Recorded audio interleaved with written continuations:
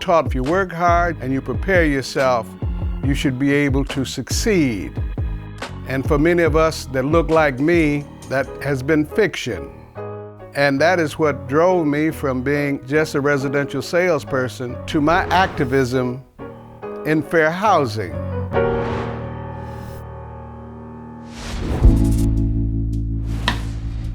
Like many cities across America, Chicago's history of segregation was a result of zoning restrictions, housing policies, and discriminatory banking practices.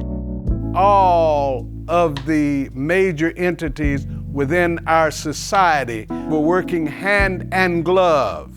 That set the basis for where we are today.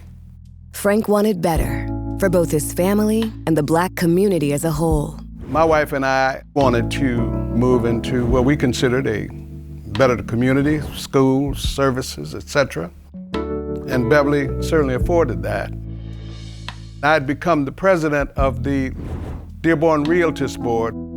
We were fighting in those days for sale sign bans and anti-solicitation laws.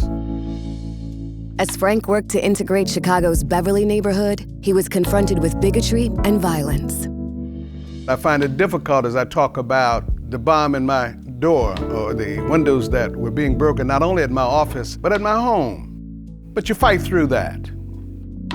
Frank's been out here over 50 years, fighting on the battlefield for equal housing and equal access. And to know that here in 2023, we're still having these battles. Over 50 years after the Fair Housing Act of 1968 was passed, African Americans are still facing inequities in housing.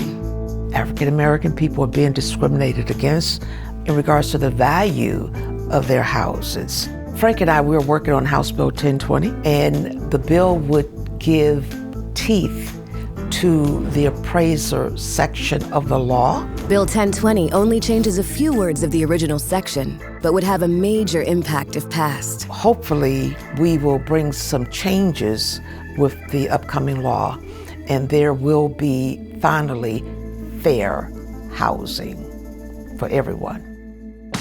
Because Frank has always understood the power of leadership and representation, he's made diversifying the industry a part of his mission.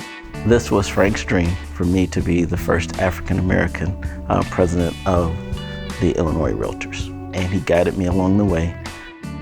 Frank told me you should become a licensed real estate educator because people need to see diversity at the front of the room.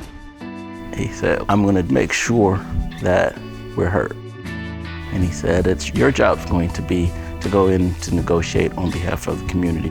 When I think about what he's poured into me, it was anticipated that I would pour into the next generation to ensure that they understand the value of fair housing, the value of home ownership. I'm excited about being here. I'm excited about being in the real estate business. We've got a solid, quality team of folks that we're moving in the same direction.